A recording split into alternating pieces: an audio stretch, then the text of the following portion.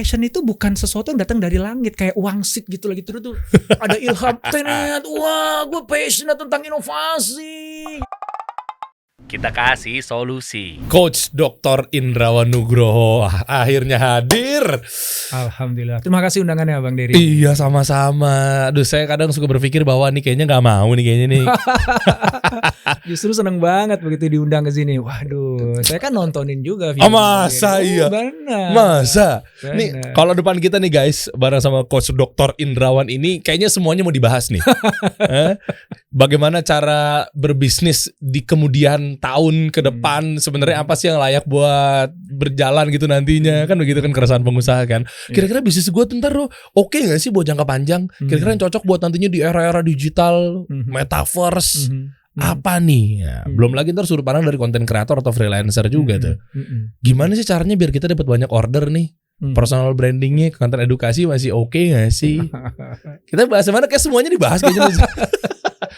Metaverse, apapun NFT. Aduh, kita lihat dulu di sini dong.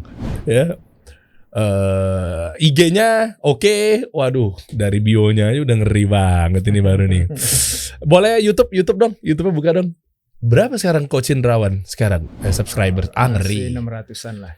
Guys, kita kan sama-sama cari tahu dulu apa sih sebenarnya motifnya Deddy Corbuzier ngajak apa ya, bisa dibilang apa? Partner ya? Iya, partner lah. Mungkin pas gitu kolaborasi atau partner ya. Partner kali ya, karena udah lebih terikat ya. Kalau kolaborasi kan lebih loose ya, lebih terbuka ya. Ini kalau ini udah mengikat diri kita. Oke. Apa tujuannya, bisnis modelnya apa? Kan ada juga kan Profesor Renat Kasali, Ferry Irwandi, siapa lagi ya, macam-macam tuh ya. Iya. Kok ada di sini juga awal-awal. Aduh. Dari awal dulu kita bahas ya perjalanan ya. Siap. Karena masih banyak pengen banget dengerin kisahnya nih Coach Dr. Indrawan. Dokter apa doktor sih? Ya betul sih, kayak banyak orang manggil saya tuh dokter gitu ya. Padahal saya nyuntik tuh nggak bisa loh, dijamin ya. Jadi hati-hati, saya nggak bisa ngeluarin resep juga. Oke.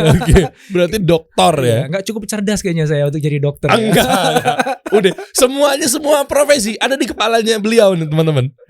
Saya ngobrol tadi ya, ini FYI dulu ya, ngobrol kurang lebih hampir sejam di ruangan saya tuh. Aduh ya Allah. Daging banget beliau nih, kita kupas di sini deh. Masya Allah, banyak dapat masukan dari beliau nih guys tentang ini bisnis model yang saya lagi jalanin gitu ya. Dokter, awalnya SMA di?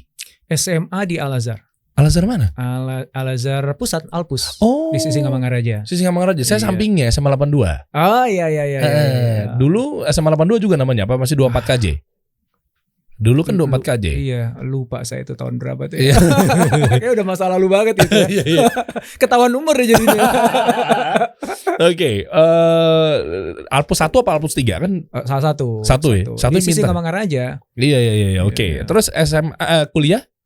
Kuliah saya sempat kuliah di Gajah Mada, cuma 1 semester, ambil filsafat. Kenapa nggak kuat? Cuma 1 semester. Bukan. Jadi bukan. Waktu pas lagi lulus SMA, saya udah daftar di Melbourne University di Australia. Udah diterima sebenarnya. Cuman kalau di Australia itu kan kuliah tuh baru awal tahun. Sementara kalau kita di Indonesia kan enggak kan. Jadi September itu kan udah mulai kuliah kan. Oh iya. Nah, jadi oke, daripada nganggur gitu kan setengah tahun gitu, ya udah ikut UMPTN zaman dulu, ujian masuk perguruan tinggi negeri. Wah, tahu terus tuh. Cari jurusan yang paling aneh. Apa ya? Filsafat. Pilih kampus mana ya? Waduh, kebetulan kan orang tua saya dari Jogja dan saya selalu rindu lah pengen ke Jogja. Kayak lagunya Katon lah ya. Oh iya. Selalu rindu ke Jogja. Suasana Jogja. Betul. Jadi udah gue pengen ke UGM, ambil filsafat. Dapet. Nah itu ada cerita menarik tuh Bang Dery. Jadi waktu pas lagi besoknya tuh mau pengumuman ceritanya. Pengumuman hasil UMPTN tuh zaman dulu kan pakai dari koran. Koran. Malamnya itu saya ngimpi saya diterima di filsafat UGM. Spesifik kan saya kan daftar tuh 3 tuh. Oke. Jadi 3 kampus, 3 jurusan gitu kan. Kalau zaman dulu tuh kan. Terus saya buka koran, wih, ternyata saya diterima di filsafat UGM. Wah, senang, tiba-tiba bangun.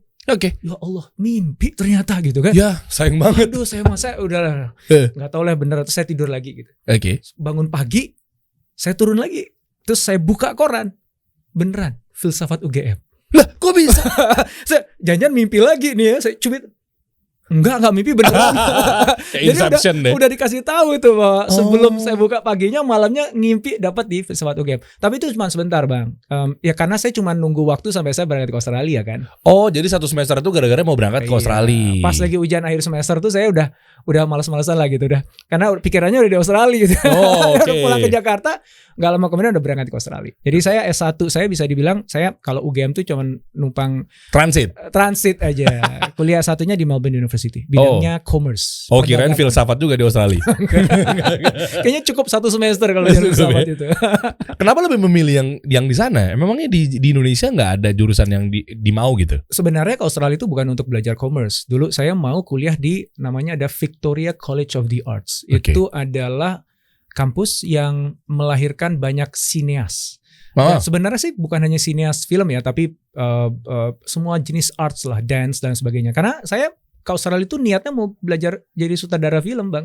Oh gitu. Iya, nggak ada keinginan waktu itu pengen belajar commerce. Oh, makanya sekarang bukan sekarang dari kemarin. Oh, saya udah Ya, subscribe beliau udah lama banget, ngedit sendiri. semuanya sendiri. Karena Semuanya saya waktu sendiri. di Australia itu udah sempat buat film.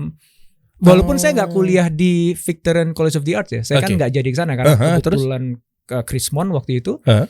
Jadi ya mahal sekali kan harganya kan. Waduh, itu kan sekolah swasta yang cukup mahal lah pada saat itu. Oke. Jadi itu Chrismont udah nggak kebeli lah. Ya Oke. akhirnya saya mendaftar di Melbourne University juga tuh salah satu kampus terbaik juga di Australia. Tahu lah semuanya itu. Dan alhamdulillah diterima di sana. Ya biayanya jauh lebih ini ya masuk akal lah ya, walaupun tetap tinggi ya karena pada saat itu masih Mahal dong. Chrismont ya. Ya, Iya. ya, akhirnya udah. Jadi sekarang jadi belajar commerce, ya, perdagangan. Itu Iya. S1 saya, S2 saya di UI Universitas Indonesia, Oke. psikologi. Uh-huh. S3 saya di BINUS, bidangnya strategic management. Oke. Jadi doktornya di situ ya, Doktornya bukan di situ. dokter ya. sekali Bukan lagi. dokter ya, dokternya di situ. Iya. Dan guys, sadar gak sih 3 bidang yang di fakultas ini kan dahsyat-dahsyat semua. Commerce, S2 tadi apa? UI?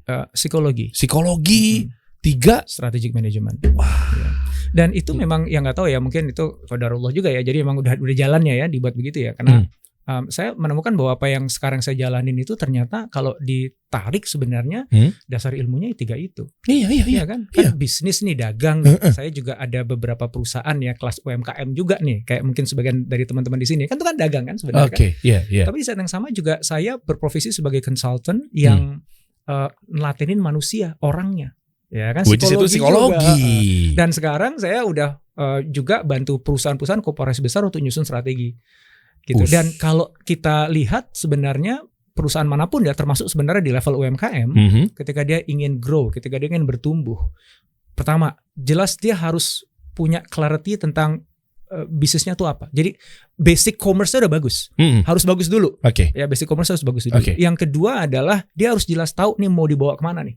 Oke. Strategic management kan. Oh iya. Dan pertanyaan yang terakhir adalah siapa sebenarnya yang akhirnya bawa perusahaan itu mewujudkan masa depannya? Orangnya kan. Yes. Kan? Jadi nyambung dong. S1, S2, S3 gue nyambung sebenarnya. Jadi kalau dibilang, Nyambung bener di era sekarang. Anda gak salah pilih coach, bener kalau itu. dulu kan ini gimana sih Mas Indra kok lompat-lompat jurusan sih nggak konsisten. Wah. Oh iya. Ternyata sebenarnya nyambung. Bener. Itu siapa yang ngarahin? Bisa nyambung begitu? Ya nggak tahu lah aja itu. Karena suka aja sih. Emang saya suka psikologi. Jadi waktu pas S2 gue gak mau belajar commerce lagi ya gitu. Mau belajar tentang orang. Oke. Gitu. Begitu selesai S2 udah jalanin bisnis, jadi konsultan, pengen nanteng diri sendiri juga dong. Ya gitu. Karena saya 23 tahun jadi konsultan pengembangan SDM. Gitu. Jadi kan yang lain deh gitu.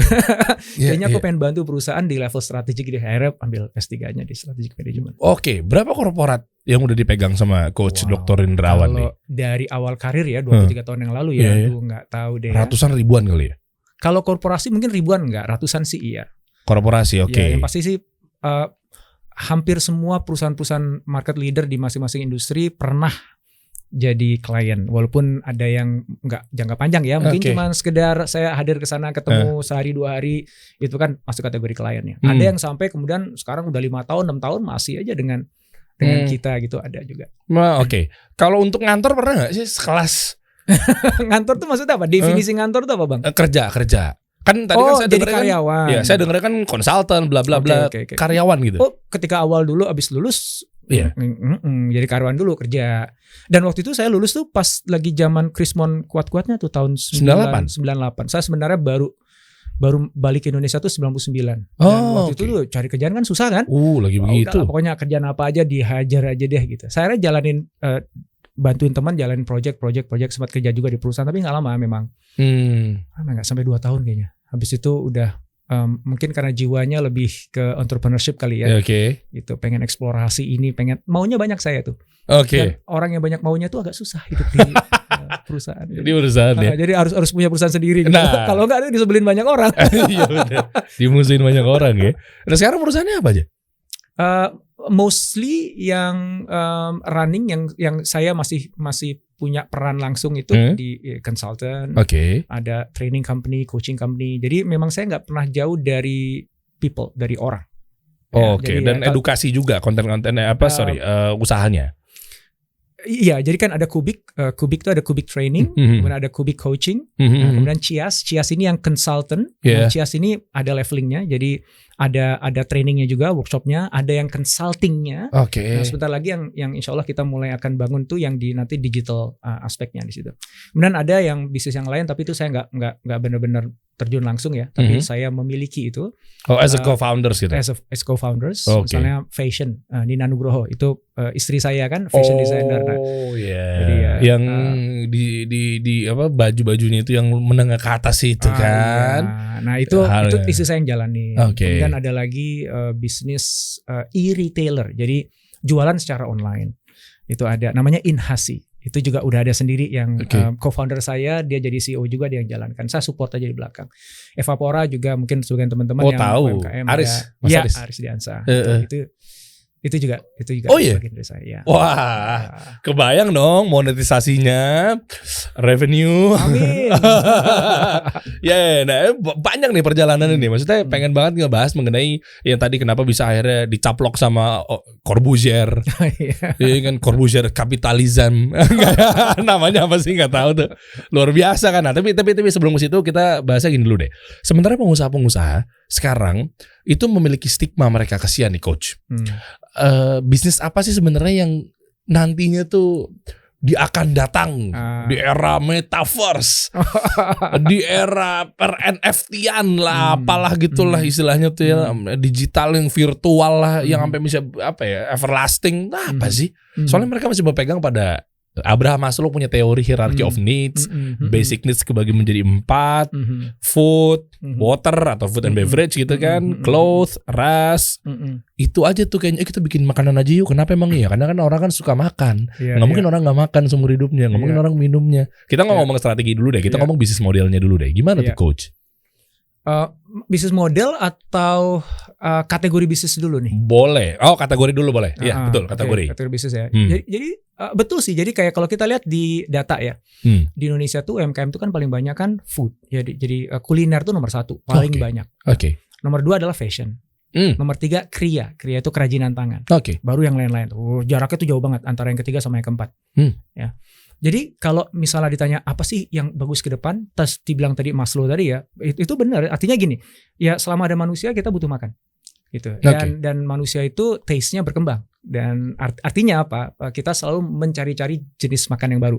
Bahkan nasi goreng pun juga udah nggak mau lagi nasi goreng yang standar ya. Nasi gorengnya ada nasi goreng daging wagyu lah, gitu ya. Wah, ada macam-macam gitu ya. So betul bahwa ada bisnis yang everlasting karena itu human needs, kebutuhan manusia. Cuman bukan berarti kalau misalnya besok gue bikin bisnis kuliner otomatis laku. Kenapa? Karena walaupun kebutuhannya ada, yang berbisnis kuliner kan juga banyak, bukan cuma kita doang kan? Iya lagi. Nah iya, setiap hari muncul lagi pengusaha kuliner baru. Nah terus kita cuman nambahin salah satu dari sekian ribu pengusaha kuliner yang lahir di kota itu dalam 1 tahun terakhir. Sementara warganya di kota itu cuman segitu-gitu aja. Opsinya makin banyak. Gitu. Jadi bukan berarti ketika demand-nya bagus otomatis tuh jadi bisnis yang bagus. Karena pemainnya pasti juga banyak. Bukan berarti ketika itu adalah sebuah misalnya education. Oke. Semua orang kan butuh education kan, Iya dong. butuh kuliah kan. Wah, muncul banyak tuh kampus-kampus tuh di mana-mana kan. Dan sekarang kan banyak banget kampus hantu kan yang nggak ada mahasiswanya sama sekali, udah bangkrut itu, dijualin sekarang kampus-kampus itu kan. Oke. Padahal sekarang banyak orang yang nggak bisa kuliah. Nah, lo kan nggak make sense kan, gitu kan? Iya. Nah, jadi balik lagi pertanyaan tadi itu, kalau itu juga betul bang. Aku kalau tiap kali misalnya ketemu sama teman-teman UMKM tuh pertanyaan paling sering tuh gitu. Bisnis apa sih yang bagus nih, yang prospektif nih ke depan? Biar aku bisa buka bisnis di situ gitu. Itu. Nah, itu jawabannya susah itu sebenarnya. Kenapa? Karena kita mau bisnis apapun juga susah. jadi bikin pesimis tadi ya. Ini drop langsung nih. Wah, gue nungguin nih. Enggak, soalnya gini nih, aku nggak pengen, karena bahaya. Misalnya aku bilang begini, wah sekarang bisnis food tuh bagus bro, lu ikut bisnis food aja masuk. Wah akhirnya kan, wah Mas Indra bilang bisnis food nih, besok dia buat bisnis kuliner, ya nggak? Wah dia suka bikin apa? Wah gue suka bikin bakso deh, gitu. Ya udah, kuliner bakso gitu. Apakah itu menjamin dia berhasil? Kan sebenarnya enggak. Hanya karena opportunity-nya kebuka, hanya karena marketnya luas, itu nggak bisa jadi jaminan bahwa dia akan berhasil bisnis di situ. Oh iya, kan kebayang. Kenapa ya balik lagi persaingannya udah kadung banyak. Jadi daripada nih kalau misalnya saya nanti ngasih tahu kayaknya bagus di sini deh, kayaknya sekarang bagus ini. Dan namanya Indonesia sebenarnya nggak hanya Indonesia ya, di semua muka bumi ini ya, khususnya Indonesia. Indonesia itu kan orangnya itu latah satu ya, FOMO dan bosenan. Jadi life cycle taste-nya itu pendek. Jadi misalnya lagi suka apa nih? Lagi suka minuman yang ada cincaunya atau yang ada gelnya, langsung kayak, wow tiba-tiba, naik. Tunggu aja sebentar. Yes, ya. Es kepal Milo. Itu klasik banget lah gitu. Itu Indonesia tuh begitu. Boba gimana boba? Ya sampai sekarang kan juga masih bagus sebenarnya ya penjualannya ya. Tapi kan kalau hype-nya kan udah stabil. Dan pesaingnya kan banyak. Yang kopi kan banyak. Masyarakat udah punya opsinya lebih banyak gitu. Ya. Nah, maksud saya jadinya gini. Sebenarnya teman-teman mau bisnis apapun juga itu baik. Ya. Selama. Nah, ini selamanya nih. Jadi daripada kita sibuk nanyain ke orang, bagusnya bisnis apa sih? Bagusnya bisnis apa sih? Yang belum tentu juga kita akan berhasil di situ. Mendingan, ya. Rumusnya tuh PEM. Jadi P gabungan dengan E, gabungin lagi dengan M. P itu passion. E itu expertise, M itu market. Berangkat dari passion dulu. Teman-teman sukanya apa? Kalau emang suka masak apa? Kalau suka fashionnya kayak gimana? Fashion macam-macam. Tuh anak, orang dewasa, fashion muslim, fashion umum, olahraga, macam-macam. Apalagi. Jadi berangkat dari situ dulu deh. Kenapa passion ini penting? Karena bisnis itu, lu mau bisnis apapun juga susah bro. Aku udah ngomong dulu di depan deh. Daripada aku ngomong bahwa tenang aja bisnis itu gampang, udah keluar aja dari kerjaan ya. Habis itu langsung buka bisnis. Congratulations, lu akan stres dalam 5 tahun pertama gitu. Jadi mendingan ngomong gitu dulu gitu. Kalau emang nggak siap dengan susahnya, nggak siap dengan repotnya, nggak siap dengan deg-degannya gitu ya, nggak usah berbisnis. Aku lebih baik ngomong pahit gitu dulu aja. Jadi mentalis siapin dulu kalau mau bangun bisnis. Iya, tapi ntar dia nggak mulai dong ntar coach. Nanti mereka tuh kayak entar-entaran nih kalau gitu, harus susah juga, berat ya. Karyawan lagi. Nggak salah juga. Nggak salah. Emang kan nggak semua orang harus jadi pengusaha juga kan. Kalau memang dia memang jiwanya adalah profesional, dia ingin jadi entrepreneur dan memang dia lebih suka memfokuskan dan menggunakan energi dan sumber dayanya itu untuk memberikan kontribusi yang terbaiknya bagi tempatnya bekerja. Maka udah lakukan itu. Itu bisa jadi jalan kebaikan bagi dia, bisa jadi pahala juga bagi dia. Itu kan nggak harus jadi pengusaha juga. Dan pengusaha juga kan butuh ada yang kerja juga ya. Kalau ada perusahaan kalau nggak ada yang kerja gimana? Gitu. Nah makanya aku selalu ngomong nih, mau usaha bagus, boleh. Tapi aku ngomong dari awal ya, kamu harus siap dengan konsekuensinya loh. Aku ngomong pahitnya dulu. 5 tahun pertama siap-siap deh. Kamu akan suffer. Kalau misalnya kamu ternyata tahun kedua kamu udah berhasil, itu sama Allah lagi dikasih fur aja gitu. Ya. Jadi jangan take for granted. Jangan seolah-olah kayak tuh kan gampang kok. Enggak, itu lagi dikasih fur. Jadi dikasih fur tuh ya apa istilahnya apa? Gua kasih fur deh kayak apa sih namanya? Ya dikasih fur lah, tahu lah ya maksudnya. Tahu lah. Ya. Tapi bukan berarti kemudian tuh akan selalu baik loh.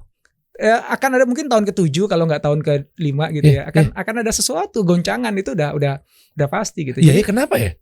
Iya benar juga. Iya selalu gitu. Jadi jalan hidup pengusaha itu kan roller coaster. Itu pasti gitu. Kayak Elon Musk, orang paling kaya. Kemarin dia jual aset-asetnya. Iya bener. Gitu. Jadi jangan takut sama kayak gitu, itu nomor satu. Maka passion itu jadi penting, Bang. Kenapa? Kalau dia nggak passionate dengan apa yang dia lakukan, dengan bisnis yang dijalankan, dia kan gampang patah arang. Ya begitu dia ngedrop dikit, aduh kayaknya gue nggak cocok nih sama ini nih, kayaknya gue nggak bakat nih, kayaknya udah deh ganti aja deh, akhirnya ganti nggak pernah ada yang benar akhirnya. So itu number one menurut aku ya. Nomor dua adalah expertise. Kita jagonya di mana sih? Kita harus tahu kan, gue jago di sini gue nggak jago. Udahlah, fokus pada bisnis yang kita punya kemampuan, entah punya pengalaman, kita punya ilmunya di sana. Baru yang ketiga market. Ada nggak marketnya? Ada nggak marketnya? Ya kalau misalnya nggak ada marketnya ya untuk apa? Nah pertanyaan tadi ini ketika dibilang bagusnya bisnis apa nih Mas Indra ke depan, itu cuma jawab yang M doang. Oke. Yang P-nya nggak kejawab, E-nya nggak kejawab. Jadi kalau misalnya nanti aku jawab nih gitu Bang, kayaknya bagus deh kuliner sekarang di Indonesia deh, gitu ya. Itu salah nggak salah? Tapi itu hanya mengatakan bahwa ada demand yang tinggi untuk kuliner di Indonesia. Oh iya bener. Jadi kamu punya peluang berhasil kalau kamu main di kuliner. Tapi apakah berhasil atau tidak? Ya kan lain cerita dong. P-nya gimana? E-nya gimana? Gitu. P-nya itu dibutuhkan karena itu bahan bakar dia untuk melalui semua roller coaster kehidupannya. E-nya itu dibutuhkan untuk dia bisa menemukan strategi, taktik terbaik untuk memenangkan persaingan di M itu. Nah, jadi kalau PM-nya nggak dapet, ya enggak, maka aku selalu menghindar kalau ditanya Mas Indra bagusnya apa, karena aku takut orang tuh dengerin saya dianggap bahwa yang saya omongin itu udah pasti benernya dan akhirnya dijalankan, begitu dia gagal tuh kan Mas Indra sih yang salah. Ya habisnya kan coach Dr. Indrawan ini kan Elon Musk Indonesia. Aduh, ketika amin. ngomong langsung berbahaya nih kalau beliau sudah berfatwa nih. Iya. Tadi kalau dari jawaban tadi PEM itu asli guys, gue baru nggak loh. Kayaknya mulai sekarang gue gantinya manggilnya nggak dokter lagi, prof kayaknya ya. Bener. Ini saya setuju banget nih coach. Kenapa ya mereka tuh fokusnya di market. Oh iya bener, makanan aja minuman aja. Karena memang ya jelas ada marketnya. Apakah memang itu psikologisnya, mindsetnya.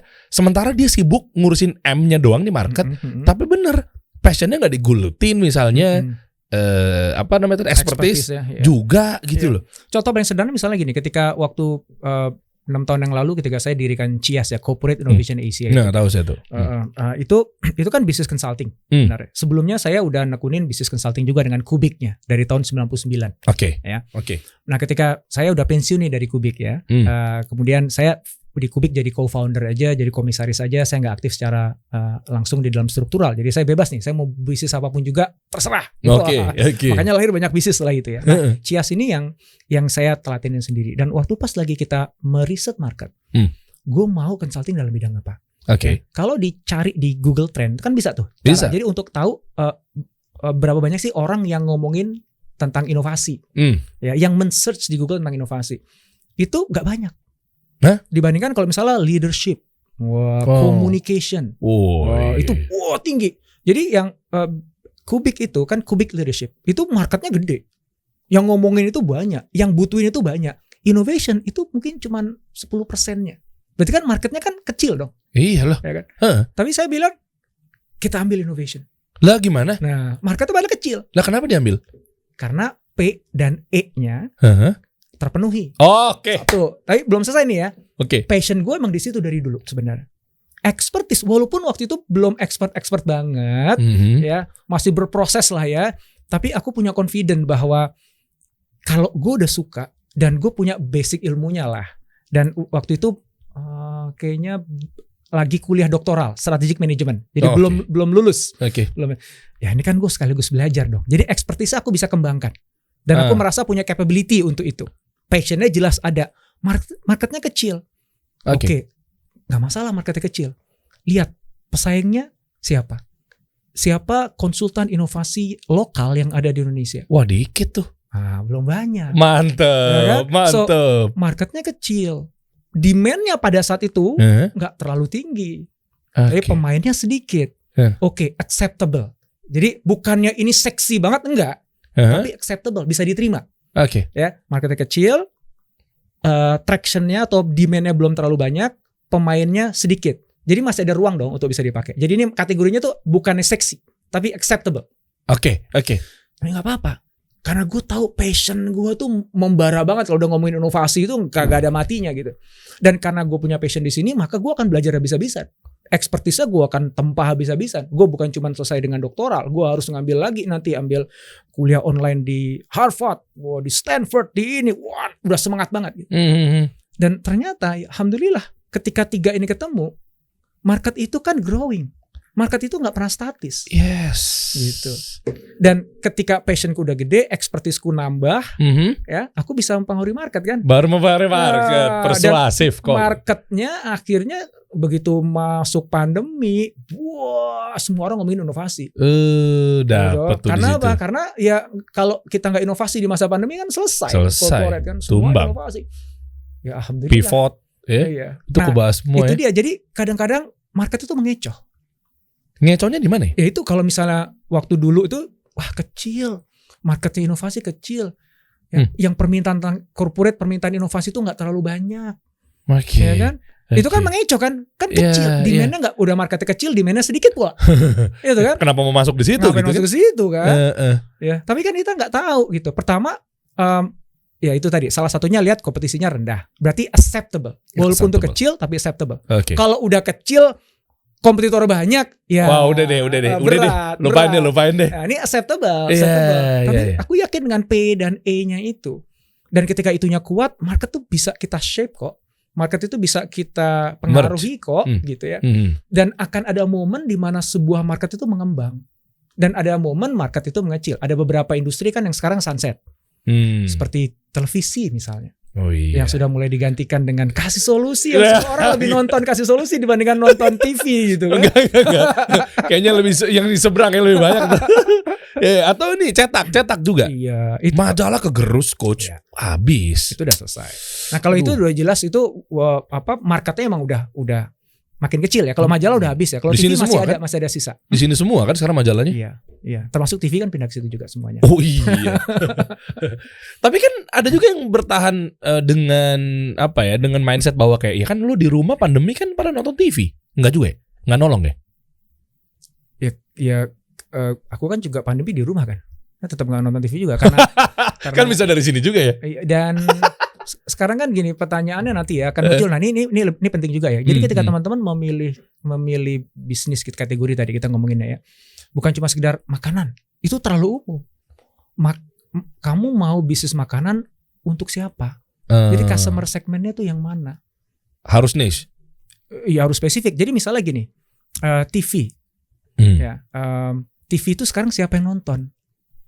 Kan gitu pertanyaannya. Iya, saya juga udah gak nonton juga gimana ya? Nah, tapi tetap masih ada yang nonton. Ada sih. Ada. Cuman mungkin bukan saya, bukan Bang Dery. Iya. Ada gitu. Nah, maka kalau brand mau pasang iklan di TV, dia tahu reach-nya mau ke siapa sebenarnya. Oke. Nah, pembahasan kayak gini nih yang walaupun kita nih santai bawaannya, tapi kan topiknya kan serius ya tentang bisnis dan sebagainya nih, susah hidup di TV. Kenapa? Karena audiens TV, dia nonton TV bukan untuk nyari konten yang seperti ini. Kan gitu. Oke. Tapi kalau kayak yang program-program motivasi, program-program itu kan masih ada tuh di TV-TV berita lah, let's say. Itu gimana tuh? Berita kan yang ngetop sekarang olahraga sama politik doang kan? Ya. Sports and news kan itu. Cuma itu doang. Yang lain ya ada berita bisnis CNBC gitu ya. Tapi kan udah kemarin apa yang terakhir itu yang akhirnya tutup. Apa? Bloomberg ya, Bloomberg TV ya. Oh, oke. Kan? Oh tutup ya? Iya udah nggak operasional lagi setahu saya ya. Udah lama sih. Intinya memang orang kalau untuk yang konten yang agak berat dia cari biasanya kan orang-orang tuh kan udah sibuk ya. Ya dia komuter dia pergi kemana-mana ya. Untuk cari waktu bisa duduk di depan TV nunggu sampai waktunya tiba. Oh enggak deh kayaknya deh. Gue pengen kayaknya udah gak gitu kayaknya kita ya. Nah itu jadi ini yang paling penting sebenarnya teman-teman semuanya karena perubahan perilaku di customer itu harus kita kejar. Misalnya contoh tadi, gue pengen bisnis makanan. Bisnis makanan untuk siapa?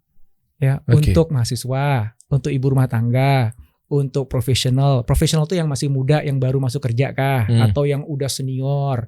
Atau untuk pengusaha itu lain lagi. Dari menunya lain, kemasannya lain, jualnya dengan jalur distribusi channelnya yang mana, cara promosinya akan berbeda gitu. Nah jadi balik lagi. Pertanyaan tadi itu kan berbahaya. Bisnis bagus apa Mas Indra? Begitu gue jawab makanan. Habis itu dia asal buat makanan aja dipikir bakalan laku. Padahal enggak, itu checklist sampai bisa sukses tuh panjang banget. Belum brandingnya, belum marketingnya. Iya. Panjang. Sebelum branding marketing, netapin dulu kan emang target segmen yang mana. Itu. Nah, lu tahu nggak target segmen itu tuh sukanya kalau makan makanannya apa? Di mana belinya? Kayak gitu, pertanyaan-pertanyaan basic dulu, nggak usah ngomongin yang lain-lain dulu deh gitu. Yang itu dulu tuh. Maka aku menghindar sih kalau ada pertanyaan itu. Oh gitu. Tapi di sini jangan menghindar dong. Anda depan saya nih, saya kejar terus. Maka jawabannya PM aja udah. Nah, ini ngomongin PM tadi nih. Oke. Orang udah tahu nih bahwa ini ada marketnya, makanan, minuman, ada oke lah. Nah, tapi mereka nggak punya passion. Ada yang bilang juga katanya passion itu udah gift. Passion itu udah bawaan. Gimana ya? Ya bro, kalau ngomongin passion, lu mah enak. Misalnya gini. Dokter Indrawan Nugroho mah enak punya bisnis Cias dan lain-lainnya, consulting, memang bidangnya. Itu kan enak banget tuh, revenue-nya tuh, cash flow-nya aman tuh. Lah gue juga pengen kayak gitu kan. Kayaknya bullshit lah. Udah gak bisa lah, omong kosong nih kayaknya nih. Gue aja gak bisa mentoring, public speaking berantakan. Nah, mengenai passion itu sendiri tuh mereka kadang udah patah tuh di situ tuh. Ya, pertama passion sama skills dua hal yang berbeda, itu dulu ya. Jadi kalau dari public speaking itu kan skills. Ya, ada orang yang passionate tentang sesuatu tapi dia belum punya skillsnya. Oke. Nah itu nggak ada masalah. Skills tuh tinggal asah aja. Kalau udah punya passion, dia akan ketemu cara untuk mengasah skillsnya. Dia nggak punya uang untuk ikut kursus public speaking yang mahal, dia akan nonton di YouTube, dia akan ajak adiknya sebagai ceritanya jadi audiens latihan. Dia akan nemukan caranya. Oh iya. Itu passionnya itu nomor satu. Maka yang jadi isu kan banyak orang yang nggak tahu passionnya apa. Sebenarnya begini, logikanya gini, kalau kita nggak pernah cari tahu, ya kita nggak pernah tahu. Udah, simpelnya gitu aja. Jadi kalau gue nggak tahu passionnya, bagus tuh, gue bilang gitu. Kenapa? Bagus. Berarti lu sadar bahwa lu sekarang belum tahu passionnya apa kan? Ya. Berarti apa yang harus lo lakukan? Anda jenius sekali, Pak Dokter. Apa sih lakukan? Gue gak kepikiran lagi. Iya juga ya. Justru malah lagi kosong gitu ya. Apa lo harus lo lakuin? Iya kan gitu kan. Gue gak tahu nih passionnya. Oke, good. Kamu sadar bahwa kamu gak tahu kan? Oke. Berarti yang harus dilakukan adalah cari tahu. Itu dulu sebentar. Cari tahu. Passion itu bukan sesuatu yang datang dari langit kayak wangsit gitu lagi terus tuh. Ada ilham, wah gue passionate tentang inovasi gitu kan. Nggak begitu kali bro. Bukan itu cara kerjanya. Passion itu dicari. Jadi apa ya passion? Berangkat dari sebuah keyakinan bahwa Allah pasti sudah kita semua unik. Ya, kita semua udah diberikan potensi. Kita semua diberikan nafs yang itu sebuah keinginan yang sangat mendasar, yang itu baik. Ya. Oke. Gitu ya. Oke. Tapi nggak banyak dari kita bisa mengidentifikasi apa ya. Gitu. Nah itu loh yang sulitnya. Gimana ya? Cari tahu. Cari taunya apa? Yang langkah awalnya apa nih? Eksperimentasi aja. Contoh? Misalnya anakku ya. Kan masih anak-anak kan nggak tahu kan, lu tanya passionmu apa nak, ya nggak bisa jawab dia kan, nggak nyampe gitu tuh kan. Jadi kita sederhana aja, kamu sukanya apa sih sekarang gitu. Ayo suka main bola, ya udah oke, main bola, main gitu kan. Mau ikut kursus bola, cari aja kursus bola, jangan mahal-mahal ya. Karena kan belum serius dong, karena kan masih nyari-nyari. Kalau kecuali kamu udah niat bener ketemu passionnya jadi pemain bola, bolehlah kita invest di klub yang mahal. Tapi kalau untuk kepentingan eksperimentasi, syarat eksperimentasi itu harus murah, cepat, mudah. Itu syarat eksperimentasi. Jangan eksperimen tuh yang mahal, nggak boleh. Oke. Cepat masih gini. Gue misalnya kayak anakku ya, dia mau ngetes bener nggak sih bola itu passionnya gue. Udah ada klub bola apa yang murah-murah dekat rumah. Kamu ikut, ya daftar ikut. Jadi kalau latihan kamu ikut latihan, berarti suruh makannya begini, olahraga begini, kamu ikut. Kalau bisa yang cepat, jadi jangan yang sebulan sekali latihannya. Kalau perlu tiap hari latihannya. Karena semakin dia repetisinya banyak, semakin dia engage, semakin dia cepat untuk menakar nih. Karena kalau dia baru 3 kali latihan aja udah males-malesan, udah pasti bukan passion muda. Gitu. Tapi kalau dia bertahan sebulan latihan tiap hari, bahkan dia rela makannya diatur, ini jangan-jangan itu passionnya dia. Gitu. Maka itu kalau bisa cepat, murah ya cari yang gak usah yang mahal-mahal, jangan klub beneran gitu kan. Dan yang mudah yang bisa diakses aja, yang dekat rumah kayak gitu. Karena tujuannya adalah untuk eksperimentasi, ngecek. Oke, ternyata dia enggak. Apa nih? Robotik. Wah, sekolah robotik. Oke, ini di sekolah tuh ada ternyata kayak eskul robotik. Ikut. Wah, apalagi piano. Ikut, Gus, gitu. Anakku tak suruh semuanya ikut aja, gitu. Yang murah tapi ya, gitu. Jangan mahal, karena eksperimentasi salah terus murah. Ikut. Kalau ada yang gratisan kan suka ada yang gratisan gitu kan ya. Yang free trial, ikut, gitu. Ya tapi nanti lagi sekolah, nggak apa-apa. PR-nya nggak selesai. Nanti aja nyelesaikan itu dulu, gitu. Gue demen kalau bapak begini nih, mantep. Karena gini, kalau dia bisa menemukan passionnya sejak dini, itu value-nya tinggi banget. Ya kalau cuma sekedar, mohon maaf ya, jadi kalau misalnya PR-nya telat sedikit gitu ya, atau nilainya turun sedikit gitu ya, sejauh mana sih itu akan berdampak pada masa depannya dia? Nggak terlalu berdampak, bro. Nggak terlalu? Ya misalnya gini. Berarti sekolah nggak penting dong? Oh penting, anakku semuanya sekolah. Cuma begini, misalnya gini, aduh nilai matematika aku cuma 8 ya, aku biasanya 9,5. Waduh. Nah, kan? Sekarang gini, akhirnya aku buat dia supaya tetap 9,5. Tapi korbanannya, karena dia harus belajar terus menerus, dia nggak pernah nyobain main bola, nggak pernah nyobain robotik, nggak pernah nyobain ini, sehingga sampai dia kuliah dia masih belum tahu passionnya apa. Maka korbanan untuk naikin angka matematikanya dari 8 ke 9,5 itu terlalu mahal. Ini setuju, gitu. Effort banget berarti. Jadi mendingan gak apa-apa deh kamu 8 gak apa-apa. Yang penting karena ada yang lebih valuable bagi masa depan kamu, adalah menemukan passion kamu. Dan passion itu gak datang kayak ilham tadi. Jadi jangan nunggu sampai kamu tahu passionmu apa, karena kamu akan pernah tahu unless kamu cari tahu, eksperimentasi gitu. Udah macam-macam. Anak saya tuh semua ngikut. Wah ini ada UN model, ikut online berapa harganya? Oh 500.000, murah. Wah itu ikut, dapat experience internasional 500.000 kan nggak mahal kan? Perlu kita minjam duit lah kalau perlu untuk itu kan ya. Karena itu kan wah itu experience sampai akhirnya ketemu gitu. Dan itu beda-beda, anakku juga beda-beda. Ada yang taunya lebih awal, ada yang masih berproses. Aku tahu dan aku udah bilang that's okay. Ayah nggak ngasih target ke kamu bahwa kamu harus sudah ketemu waktu SMP atau SMA. Enggak. Yang ayah pengen adalah kamu terus cari. Karena begitu kamu udah ketemu apa yang jadi passion kamu, dan kamu akhirnya mulai invest di passion kamu. Invest bentuk apa? Kamu ambil kursus, kamu belajar lagi, kamu beli buku, kamu masuk klub ke sana untuk ngembangin kapabilitas kamu di passion kamu. Dan dari passion kamu mulai berkarya. Kamu tuh bukan cuma sekedar dapetin rezeki, tapi kamu akan menikmati prosesnya. Jadi kerja saya malam-malam buat karya itu bahagia hatinya. Kenapa? Karena passion ada di situ. Dan biasanya sesuatu yang lahir dari passion hasilnya bagus. Dan yang bagus laku di market. Cuannya datang lagi muter. Jadi prinsipnya adalah jangan tunggu sampai kita tahu passionnya apa. Nggak akan pernah tahu.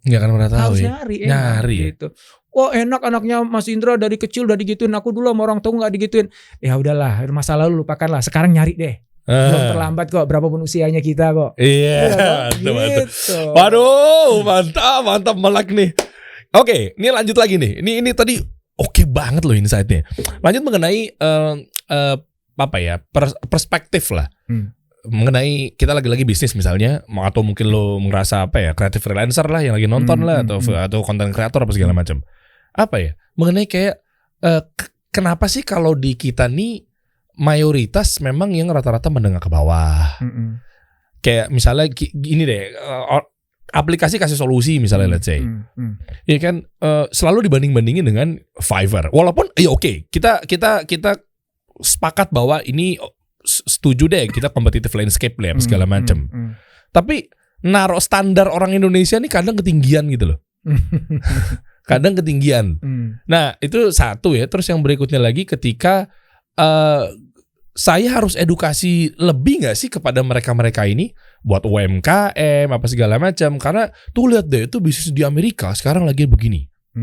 Kayak misalnya dengan metaverse di kita muncul di Indonesia ini, behavior di Indonesia kadang deg-degan. Berarti kita harus begini. Ya kan 1 banding sekian lah ketika kayak kemarin fenomenalnya Gozali dan lain-lainnya itu kan oke lah ya. Tapi kan yang lainnya tumbang-tumbang juga gitu loh. Itu mengenai standar gimana sih Indonesia ini kadang? Apakah memang benar main di UMKM aja dengan orang-orang konvensional? Nah itu dia. Jadi kalau kita bicara standar itu yang seringkali berbahaya itu adalah kita punya asumsi bahwa standar itu cuma satu. Dan kayak itu jadi kayak standar kebenaran gitu. Kalau tidak ngikutin standar itu nggak oke gitu ya. Nah ini. Padahal kan standar itu tergantung dari marketnya. Makanya tadi aku kan tadi di awal kan bilang kan, jadi ketika aku bilang bisnis bagus nih untuk makanan misalnya, oke, betul demandnya banyak, orang Indonesia banyak, semuanya butuh makan. Cuman kan siapa yang kamu ingin layani, yang kamu ingin kasih makan tuh siapa? Ya kalau kamu ingin melayani orang mahasiswa akan berbeda dengan kalau dia seorang profesional.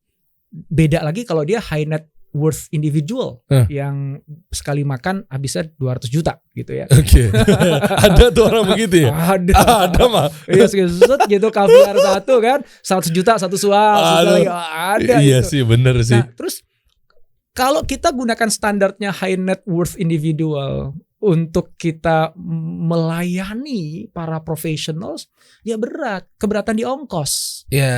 Akhirnya harganya ketinggian, nggak bisa dibeli sama profesional. Profesional juga kagak butuh.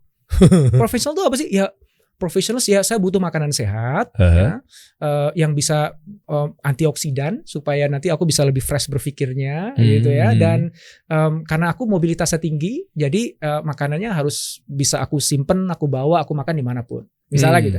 Aku nggak perlu makan kaviar gitu ya, yang harga 100 juta. Nah itu kan berarti kan lu melayani profesional pakai standarnya high net worth individual, kagak nyambung. Nah balik lagi kalau kita melayani mahasiswa, ya mahasiswa butuhnya apa sih? Kenyang yang penting kan. Kenyang dan murah. Itu yang saya lakukan waktu saya di kampus. Ya, rasa nomor 2 gitu. Yang penting kenyang kan gitu. Standarnya beda lagi. Nah jadi misalnya kalau tadi nyontoh kayak Fiverr dengan kasih solusi gitu ya. Mungkin ada orang yang gak pede gitu ketika kalau misalnya saya mau jadi kreatif freelancer, kasih solusi kan karya gue nggak bagus-bagus amat. Kalau aku lihat di Fiverr tuh kan kayaknya bagus-bagus, keren, standarnya tuh tinggi. Aku masih apa tuh gitu. Iya kan? itu. Nah, marketnya Fiverr sama market solusi kasih solusi sama apa enggak? Kalau misalnya beda, misalnya Fiverr marketnya itu ternyata korporasi misalnya. Kalaupun UKM dia menengah ke atas. Jadi bukannya nggak ada jadi UM. Jadi usaha menengah. Ya, misalnya gitu ya. Atau kedua, ya memang kalau di Amerika tuh walaupun UKM bayarannya juga gede kan. Nah, gitu kan. Jadi standar Fiverr bisa jadi nggak applicable untuk kasih solusi. Maka simpel gini, kasih solusi melayani siapa sih? Usernya, jadi bukan UMKM. suppliernya, UMKM. Nah UMKM itu kan macam-macam tuh, ya. UM, mikro, kecil, menengah. Nah mikro beda lagi dengan kecil, beda lagi dengan menengah. Yang menengah yang ya omsetnya sekitar berapa sih? 4,8 ke atas. Kalau secara pajak ya. Secara pajak tuh segitu, potongannya segitu. Tapi kalau menurut Kementerian Koperasi agak beda lagi. Tapi intinya gini, mereka yang udah punya kemampuan membayar misalnya untuk buat logo. Misalnya saya juga baru buat logo nih. Gitu. Oh gitu? Iya. Oke. Ya misalnya ada gue 10 juta buat logo, nggak masalah gue. Ya omset gue 50 juta, ya 10 juta untuk buat logo yang itu akan gue pakai seumur umur dan itu nempel sama produk gue, emang nggak apa-apa, murah kali. Iya betul. Tapi untuk mikro, pedagang bakso 10 juta itu kan omset berapa bulan itu? Kan susah. Nah maka kalau kita punya clarity, kasih solusi itu UMKM itu agak luas. Yang mana sebenarnya disasar? Jadi misalnya kita kecil dan menengah mas. Oke, range-nya sekian. Oke, kira-kira capability bayarnya berapa tuh? Saya ketahuan ya, angkanya sekian gitu. Let's say misalnya 500.000 misalnya gitu lah ya. Oke, dengan 500.000 tuh mereka punya ekspektasi kayak gimana sih? Apakah logonya tuh harus logo yang kayak global standard yang order tuh pokoknya dari orang-orang Amerika kan? Kemarin kan sempat ramai tuh di order dari California, Atlanta, bla bla bla. Apakah emang harus sekelas itu?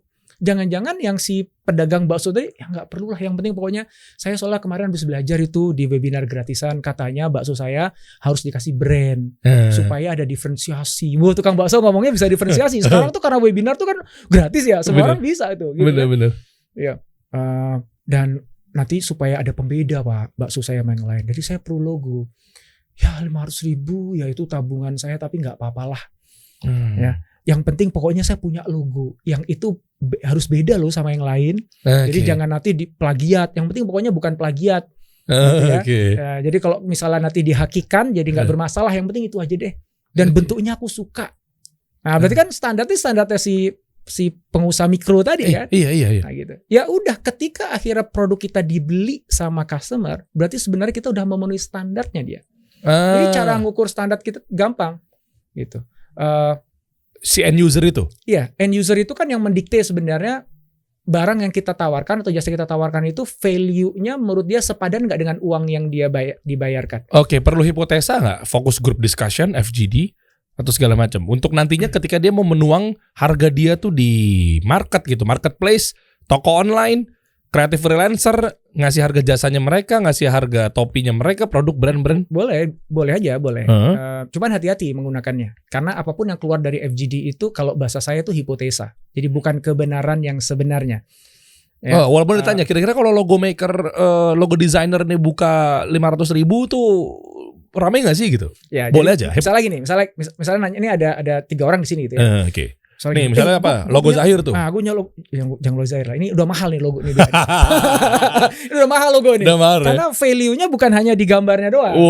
Di balik logo ini ada value yang sangat nggak tahu berapa triliun nih harganya. Bener, valuasinya luar biasa. Iya, jadi jangan yang ini ya. Ya logo apa aja lah gitu. Logo misalnya gitu ya. Bakso tadi misalnya. Nah, misal bakso ini punya logonya bulat kayak bakso gitu. Terus kita ngomong ini sama FGD di depan kita. Kalau misalnya ini logo saya jual 1 juta, kira-kira sepadan nggak? Oh ya sepadan. Oh berarti bisa ya? Bagus ya? Oh bagus. Berarti kan kita bilang kan, wah ini udah bener nih. Ngecek itu bener apa nggak gini? Udah, tolong minta 1 jutanya mana?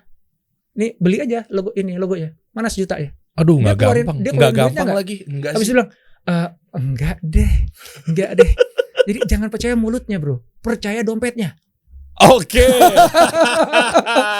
Jadi termasuk tuh misalnya saya mau ini ya, saya punya produk minuman kayak gini ya. Oke. Gitu. Terus aku ini mau ngecek nih harganya berapa. Kalau ini aku jual 15.000 kira-kira orang mau beli apa enggak? FGD nih. Tanyain. 15.000 gimana? Oh mau. Paling gampang habis itu setelah selesai acara, Mbak silakan ini 15.000 monggo dibeli. Bener nggak dia beli gitu? Karena banyak dari kita itu apa yang diomongin sama apa yang bener actually dia lakukan itu 2 hal yang berbeda. Makanya FGD itu berbahaya. Pertama, FGD sebaiknya difasilitasi oleh orang yang memang ahli. Karena orang yang ahli melakukan FGD itu tahu bagaimana cara bertanya yang benar, yang jawabannya tuh nggak bias. Yes. Ya, ada struktur cara bertanya. Jadi nggak semua orang sebenarnya punya kapabilitas untuk memimpin FGD. Ya. Oke. Yang buat si penanyanya, yang memberikan kuesioner apa sih pertanyaan? Yang mau jawab pertanyaan. Jadi misalnya pertanyaan yang nggak boleh tuh gini. Ini bagus kan ya? Iya benar. Itu kayaknya subjektif banget tuh jawaban. Bagus, nggak teknis ya. Itu nggak boleh. Itu ada teknik pertanyaannya. Pun kalau misalnya si moderator atau yang fasilitator itu certified bagus, tetap aja apapun yang dijawab oleh mereka itu harus kita dudukan sebagai hipotesa. Hipotesa itu artinya sebuah dugaan. Hipotesa itu artinya dugaan bahwa ternyata ini harganya 15.000. Oke. Dugaan berarti ternyata kalau logo begini harganya 1 juta. Itu dugaan. Nah dugaan ini harus kita validasi. Kita harus cek kebenarannya. Namanya dugaan kan. Kayaknya dugaan gue ini bakalan hujan. Nah kita cek aja bener gak hujan kan gitu. Nah, cara ngeceknya gimana? Ya rilis produk ini di market. Oh jadi artinya launching dulu? Rilis aja ya. Kalau launching itu asosiasi orang tuh kayak promosi gede-gedean, campaign, iklan, itu launching tuh berkesan begitu ya. Maka kalau kami di kantor di Cias kita istilahnya rilis aja. Keluarkan itu produk ke pasar, lempar itu ke pasar. Kita lihat pasar gimana responnya. Ada yang beli apa enggak? Coba kita lempar nih ke pasar 15.000 ya. Ada yang beli enggak? Oh ada Pak. Berapa banyak yang beli? Sesuai dengan target kita enggak? Ya ternyata enggak terlalu oke Pak. Oke, ya udah. Besoknya kita rilis lagi 12.000. Wah, mulai rame nih. Oh, jangan-jangan sebenarnya price yang paling pantas 12.000 bukan 15.000. Persepsinya ke situ. Walaupun si orang FGD bilang 15.000 bakalan laku nih bisa kan menurut mereka. Market kan beda gitu. Makanya kayak statistik itu dianggap ketika kita melakukan proses penelitian menggunakan statistik yang benar, maka kebenaran akan muncul. Jadi dari sekian banyak data yang terakumulasi diolah sehingga kita bisa mengatakan hipotesa ini benar atau salah, diterima atau tidak. Dan itu mewakili kebenaran. Wah. Kebenaran statistik ya, kebenaran yang hakiki lain lagi ceritanya ya, kebenaran statistik itu. Nah, statistik itu kan tentang ini sampel yang diambil dari populasi kan. Jadi gue mau jual ini ke siapa? Ke ibu-ibu muda gitu. Ya lempar aja sebanyak mungkin, kayak nggak sebanyak mungkin lah. Tetap harus tadi ya eksperimentasi yang cepat, mudah, murah tadi itu ya. Iya, oke. Lempar aja. Sekarang untuk ngecek, ini tanggapannya gimana? Dingin, semangat, apa enggak? Habis itu apa? Iterasi lagi. Oh ternyata kayaknya misalnya covernya nih harus diubah. Oke. Ya, coba cek kalau tetap 15.000, tapi covernya gue ubah. Warnanya diganti, mungkin logonya diganti, packagingnya diganti, lempar lagi ke market. Wih ternyata pada beli 15.000, tapi syaratnya packaging harus lain. Nah, kebenaran itu munculnya dari market, bukan dari FGD. Oke, market tuh ya. Market adalah jurinya, saya selalu bilang begitu. Dan hati-hati, itu ada expiry date-nya. Kok bisa? Karena market taste-nya berubah, bro. Oh, oke. Jadi selama tahun ini tuh bagus banget nih gitu. Karena udah terbukti kan market suka. Kenapa sekarang kok sepi ya? Terus gimana cara buat berinovasi atau apa Ya segala macam? iterasi, cari tahu lagi apa yang taste-nya mereka bergerak kemana ya? Pindah kemana ya? Suka apa? Jangan-jangan lagi dipengaruhi Korea nih. Sekarang lagi Korea-Koreaan gitu kan. Kalau dulu mungkin India-Indiaan gitu ya. Atau Turki-Turkian, pernah kan dulu sinetron Turki kan. Sekarang Korea gitu kan. Oh mungkin kita kasih namanya rada Korea-Korea dikit deh gitu misalnya. Ya habis itu coba rilis lagi ke market. Dikit-dikit. Wah ternyata bener nih. Tapi masih kurang kuat. Ganti apa ya? Warnanya harus warna krem, warna kalem gitu lah, warna BTS lah ya. Warna-warna yang Tosca, agak soft-soft gitu ya. Gitu kan. Coba deh gitu kan, lihat kayak gitu. Jadi standar dan juga taste itu moving target. Jadi dia nggak pernah diam, dia seolah-olah gini kan begitu. Kalau orang boleh bilang I nailed it. Jadi gue udah kayak gue udah masang paku di situ, gue udah tancep nih. Berarti gue udah dapet nih gitu kan. Ya congratulations, selamat kamu dapat sekarang. Tahun depan belum tentu, bro. Ya oke. Karena itu bakal bergerak tahun depan. Jadi kita tuh kalau bisnis tuh capek. Gak ada konstanta, itu gak ada dalam bisnis. Semuanya variabel, semuanya berubah. Gitu. Maka kita berhasil hari ini itu gak ada jaminan besok akan berhasil. Makanya berubah. Bener. Nah ini mindsetnya harus ditanam juga ya. Berarti rilis. Soalnya UMKM biasanya kalau udah ketemu kata launching, mereka kayak ogah-ogahan buat launching. Kenapa? Budget nggak ada, campaign-nya belum jelas, belum ada funding, belum ada suntikan investor. Jadi seenggak-enggaknya jadi nggak jalan-jalan nih usaha nih. Nah penyakitnya kayak gitu. Mendingan rilis aja dulu. Rilis aja ke market. Kalau belum proper banget, dia belum pede gimana sama produknya? Misalnya kita ngomongin pengusaha UMKM, minuman, makanannya belum kuat, jasanya juga belum tahu nih kira-kira nih siapa yang mau disasar. Nggak apa-apa, nggak masalah. Justru ketika kita rilis itu tujuannya adalah untuk ngecek apakah produk atau jasa kita itu diminati nggak sama pelanggan kan? Artinya pada saat itu emang kita kagak tahu ini diminatin apa enggak. Kalau kita udah yakin, wah ini pasti laku, launching biasanya. Duitnya gede-gedean. Taunya? Ya bisa jadi karena memang hasil proses rilis yang berkali-kali itu udah memvalidasi bahwa produk itu bagus. Jadi makanya udah siap untuk di launching. Ya karena sudah tervalidasi bahwa produk itu emang diinginkan oleh market. Atau dia kepedean aja. Nah ini penyakitnya. Nah iya, karena banyak pengusaha tuh jatuh cinta pada idenya sendiri, atau pada produk atau jasanya sendiri. Dia, wah ini produk gue ini bagus banget. Ada baby syndrome namanya, mother's baby syndrome. Bagi seorang ibu, bayinya dia tuh adalah yang paling cantik, yang paling ganteng, yang paling pinter, yang paling soleh. Jelas. Begitu ada orang bilang jelek, wah dia protek. Apa bilang ini paling ganteng, kamu yang salah, kamu gak suka sama saya ya gitu kan.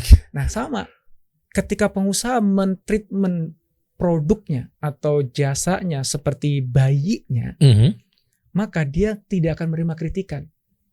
Ketika dilempar ke market terus ada orang bilang, kok kayak gini sih nih, gak enak nih makanannya. Oh kamu aja taste-nya yang gak cocok, kamu aja yang gak bener. Ini tuh enak banget, masa kamu gak beli? Kamu orang tuh gak ngerti deh, orang tuh kenapa sih gak bisa memahami ini kan bagus banget. Nah itu tuh bahaya banget bagi. Itu banyak loh yang kayak gitu loh. Banyak circle saya tuh begitu. Makanya kalau kita pengusaha tuh justru kita harus kita gak boleh punya ego, kita kosongan aja. Karena pada akhirnya kan jurinya itu kan bukan kita, bukan juga konsultan bahkan. Jadi ketika saya diminta oleh klien gitu, Pak tolong assess ini produk benarkah sudah bagus dan siap di launching.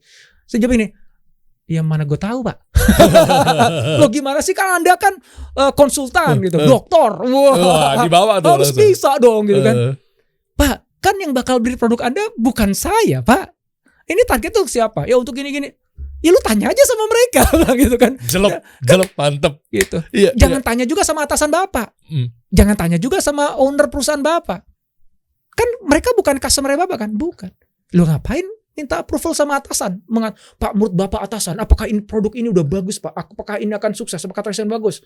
Atasan bilang, oh iya bagus. Kenapa? Karena saya suka. Emang dia mewakili customer segmen yang disasar? No. Gitu. Kalaupun mewakili, apakah jawaban dia yang satu itu bisa mewakili jutaan orang yang ada di segmen? Kan enggak. Belum tentu. So it's a foolish idea. Itu pemikiran yang bodoh untuk kita pernah berpikir bahwa apapun yang keluar dari tangan kita udah pasti bagus, dan apa yang menurut kita bagus bahwa orang lain pikir itu bagus. It's a foolish idea. Ya, pengusaha itu nggak boleh begitu. Pengusaha itu harus berangkat dari skeptisme justru malah. Justru malah harus skeptis ya. Dia punya optimisme. Optimismenya dalam bentuk begini. Aku pasti bisa. Kalau aku berjuang habis-habisan, kalau aku bisa menemukan strategi yang tepat, insya Allah aku akan berhasil. Gitu. Ya. Optimisme. Allah sudah memberikan semua kemampuan, kesempatan padaku untuk bisa jadi orang yang berhasil. Insya Allah bisa. Hanya aku cari tahu aja caranya gimana. Tapi potensinya ada, bisanya pasti bisa. Karena itu janji Allah. Kalau kita udah usaha, kita akan diberikan yang sepadan. Oh, itu kan optimisme tuh. Kan? Tapi begitu kita buat produk, kita harus skeptis. Bentar, ini udah bener belum ya produknya ya? Menurut gue sih bagus. Menurut istri gue sih bagus. Menurut mamiku, papiku, abahku bagus. Circle-nya internal banget ya. Ya, tapi marketku bagus nggak ya? Oke deh. Gimana cara aku cari tahu ya? Ya udah, aku rilis aja. Supaya aku bisa tahu respon market gimana. Nah, rilisnya terbatas dulu. Jangan langsung iklan di media sosial dan sebagainya. Jangan, rilis terbatas dulu aja. Di medsos boleh. Karena medsos kita kan juga followersnya kan masih circle situ-situ aja kan. Iya. Kita rilis, aku udah punya produk kayak gini. Ya, siapa yang mau beli, harganya sekian. Kita cek aja dari situ. Gitu. Oke. Nah, tapi hati-hati kalau yang beli itu cuma teman dekat, saudara, kakak, adik, dan semua mereka bilangnya bagus. Habis itu nggak ada lagi yang lain beli, itu belum tentu bagus tuh, karena mereka baik hati aja sama kita. Dan itu bahaya. Ya. Gitu. Jadi kalau complete stranger, orang asing yang kita nggak kenal, nggak pernah ketemu, tiba-tiba beli dan itu jumlahnya banyak dan dia rekomendasikan pada teman-temannya, baru kita bisa bilang itu beneran bagus. Karena itu indikator sesungguhnya. Indikator dia nggak tahu gue, dia nggak ada perasaan enak sama gue, dia juga nggak butuh nyenengin hati gue, ya, dan dia beli lagi dan lagi dan lagi dan rekomendasikan pada orang lain, itu udah pasti bagus sudah. Nah, indikatornya jadi market atau customer itu jurinya. Bukan kita, bukan konsultan, bukan kakak, adik, bukan atasan, bukan anak buah kita. Kita playersnya, bukan jurinya. Yes. Gitu. Jangan ditukar-tukar gitu. Oke, market juri itu bagus banget tuh. Itu perlu dihaki itu. Oke, kalau startup sekarang gimana tuh ya? Kayak misalnya transportasi online. Itu sama, mereka rilis dulu ya. Gojek, Grab. Iya, kan Gojek itu sendiri kan dia baru gegap gempita campaign gede itu kan baru ketika dia udah dapat funding yang luar biasa itu kan, yang siap bakar uang kan. Gojek pertama kali buat dia bahkan kan pakai telepon. Dia kan call center kan. Iya benar. Jadi kalau kita mau pakai jasa Gojek waktu itu, kita telepon dulu ke nomor tertentu, bilang saya butuh ojek, rumah saya ada di sini, saya mau pergi ke sini. Nanti operator nyariin ojeknya, nyuruh ojeknya jemput kita. Awalnya begitu. Perjuangan Nadiem iya. tuh. Tapi itu kan bagus untuk nguji kira-kira bisnis model gini tuh orang ada yang mau gak sih? Ada gak sih orang yang mau manggil ojek ke rumah? Kalau manggil taksi udah biasa waktu itu, gitu? Tapi kalau manggil ojek ke rumah mau nggak? Orang percaya nggak?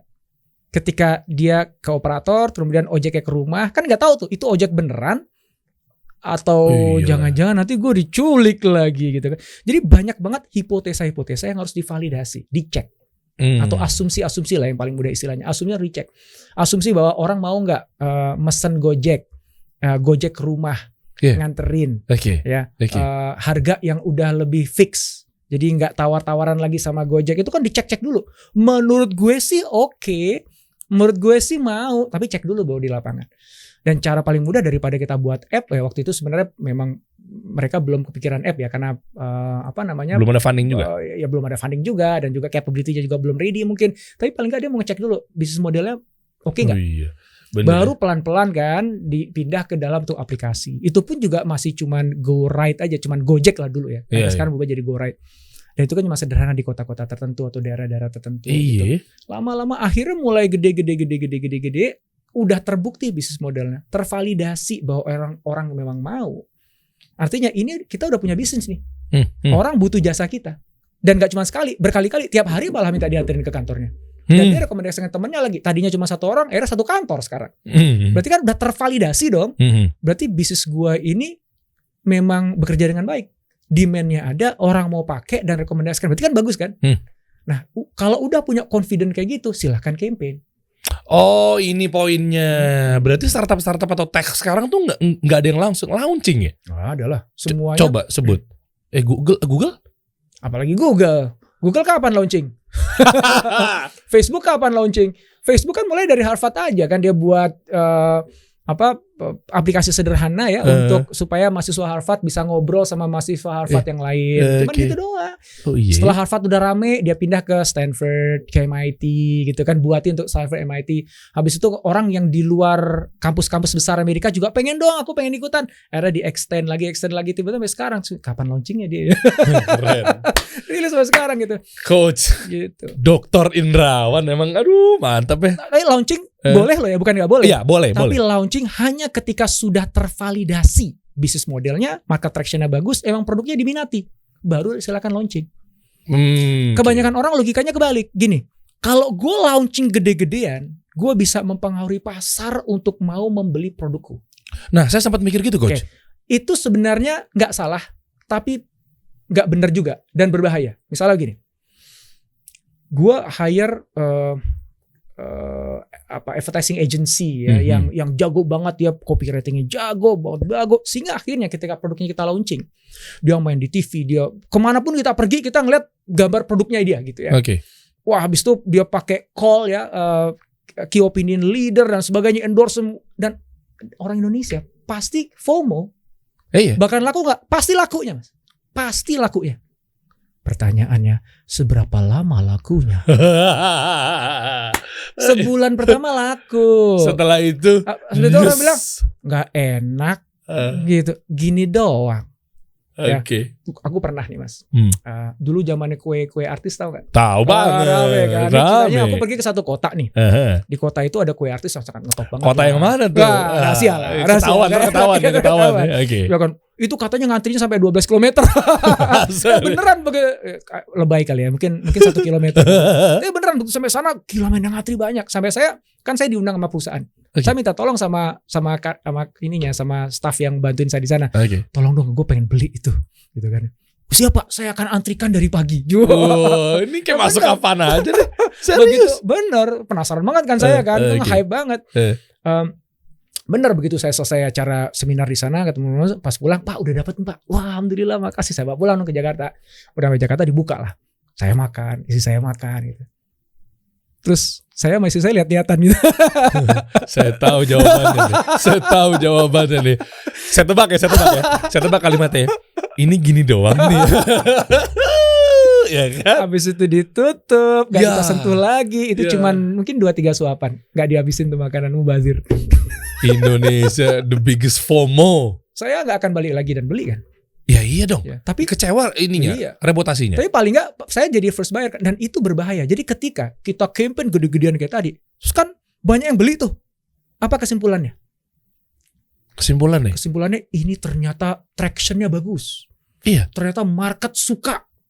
Ya Kak? Terus diukur jadi indikasi tuh berarti. Abis itu jadi begitu pas di launching, penjualan kan naik terus, tinggi gitu kan.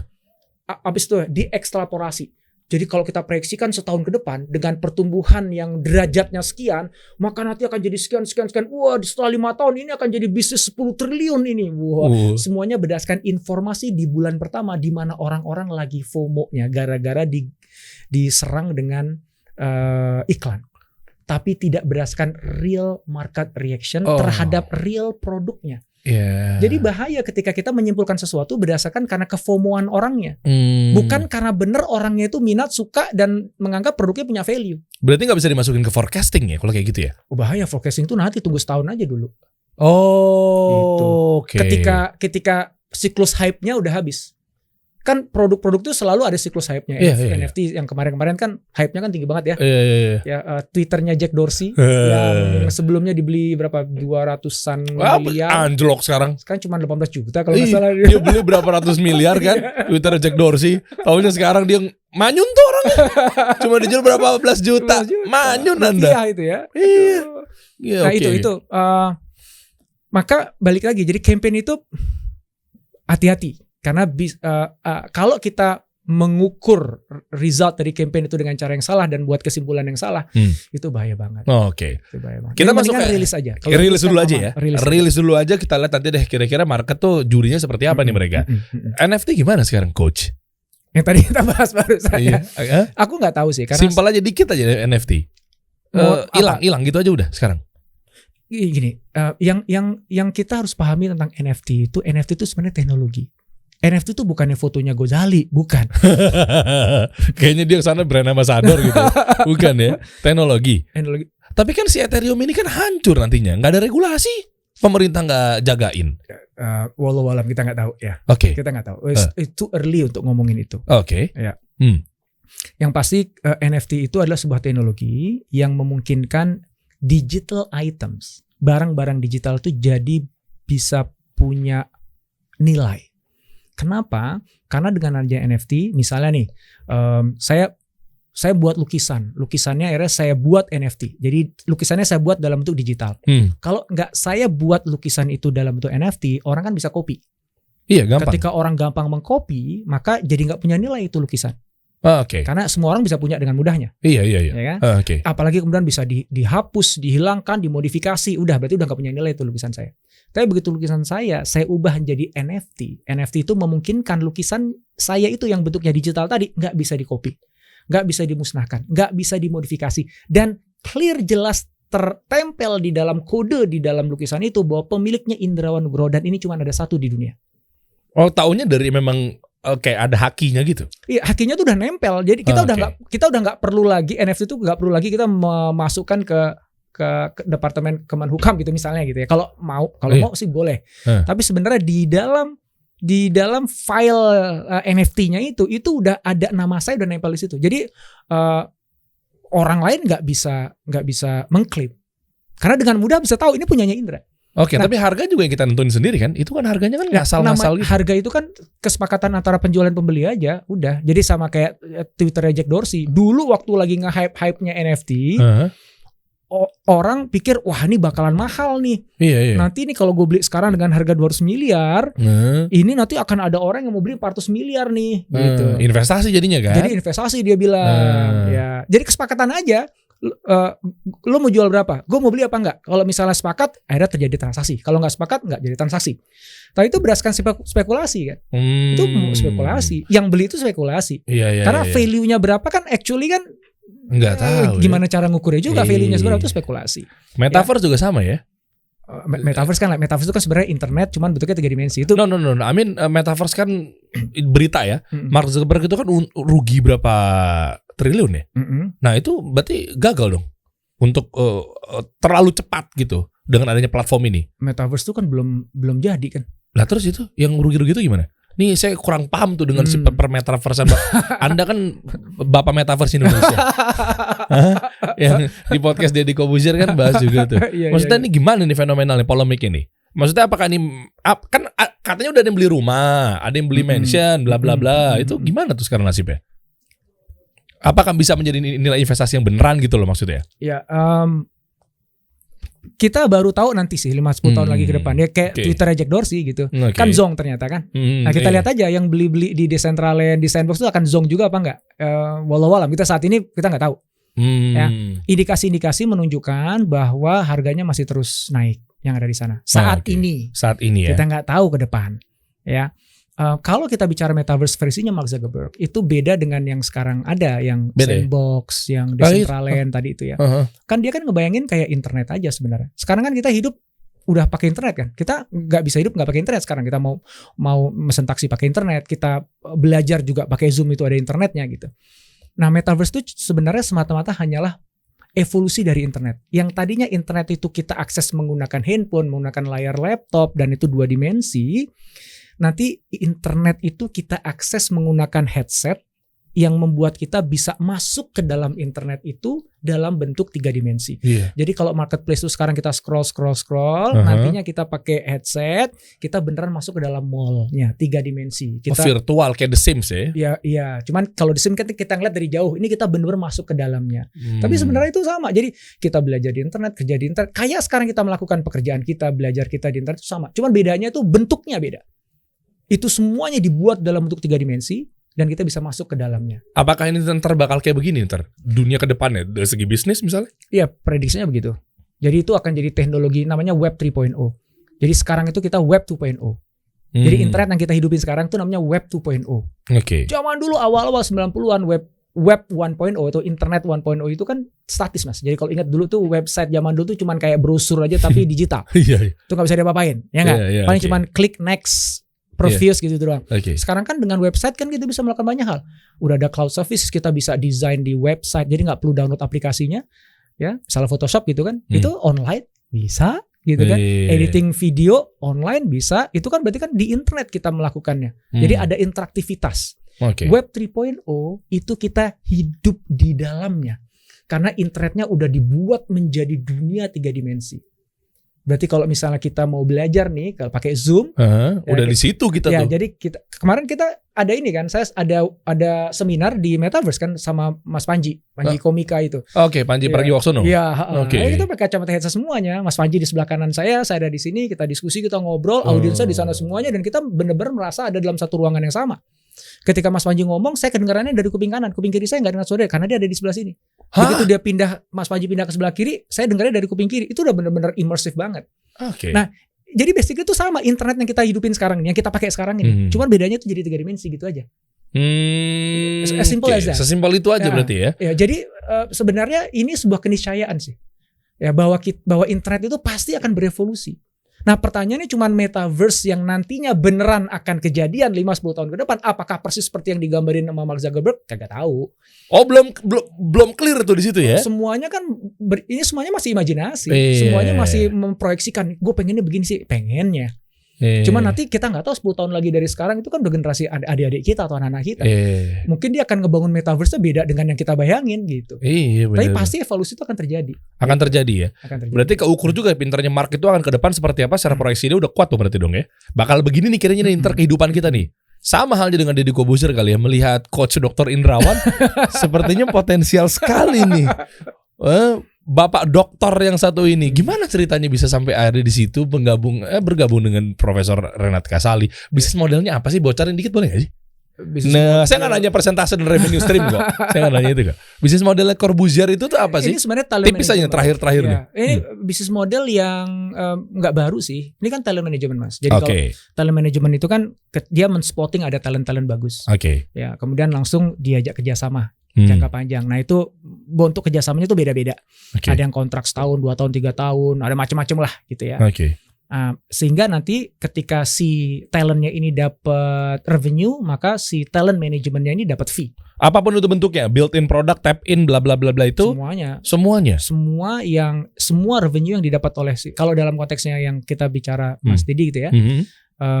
Ya basically sih. Dari channel YouTube yang menjadi partnernya itu kan ada revenue masuk tuh, dari AdSense-nya, dari placement produk, dari macam-macam semuanya kan. Nah itu setor tuh. Ya dikelola lah gitu. Kenapa? Karena memang udah basically udah seperti apa ya? Udah jadi pemilik saham jadinya. Jadi bukan kerjasama jangka pendek kita. Iya berarti Corbuzier itu kan istilahnya beli kan? Iya, membeli saham kan, yang dia dapat nantinya kan mungkin berhubungan sama revenue stream. Iya. Nah, artinya yang diinvest itu kan berarti kan harus scale up kan tujuannya bagi yang mau kan? Iya, yang kenapa dia mau jual sahamnya kan karena berharap akan naik. Iya. Ferry Irwandi dan lain-lainnya gitu akan naik kan? Naiknya itu beneran dipakai buat apa? Capex atau Opex, apapun itu bentuknya bebas.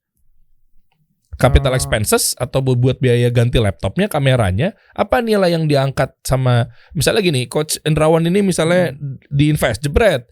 Buat apa? Buat kebutuhan si konten-konten yang ada di channelnya Coach Indrawan itu semuanya? Ya bebas aja sih. Bebas sebenarnya. aja? Oh, oke. Bagaimana uang investasi itu dipakai, Mhm. itu bebas sebenarnya. Karena kan kalau beli saham kan beda dengan kalau beli saham ya uang hasil penjualan sahamnya si yang punya saham sebelumnya kan terserah mau dipakai apa. Oh iya, iya benar. Mau dipakai beli mobil lagi, rumah lagi juga nggak ada masalah sebenarnya, nggak ada hubungannya sama bisnis ya. Karena itu kan hak, saya punya saham senilai sekian, saya jual. Maka uangnya itu terserah juga gitu. Nah, adapun tentang tadi itu ya tentang investasi gimana meningkatkan kualitas dari ini ya itu ada pembicaraannya lagi gitu. Itu luar biasa sekali sih supportnya dari timnya Mas Dedi ya di Close the Door ya. Iya. Kepada para talentnya itu luar biasa sih. Oke, sampai akhirnya ntar mau buat sesuatu juga kan kita nggak tahu ya ke depannya ya. Iya. Amin. Amin ya. Bakal buat sesuatu kita nggak tahu, mungkin tujuannya ke depannya seperti apa segala macam. Terdekat mau bikin apa nih coach? Apa itu? Terdekat. Coach Indrawan ini mau ngapain nih? Wah banyak tuh. Banyak mimpinya ya. Cuma saya rahasiain dulu aja deh. Supaya saya diundang lagi ke Kasih Solusi. Kalau gue bocorin semua sekarang nggak diundang lagi nanti. Iya benar. Kita pirit lah dikit-dikit. Boleh. Berarti bersedia duduk di sini lagi ya. Ketika mau rilis duduk lagi ya. Iya. Boleh ya. Pokoknya sama Kasih Solusi kita harus kolaborasi dong. Bener ya. Iya. Soalnya ntar banyak banget yang mau saya tanya-tanya juga belajar ya pakai solusi. Saya tunggu lagi ntar di sini ya. Iya. Tungguin Siap, guys. Kita kasih solusi.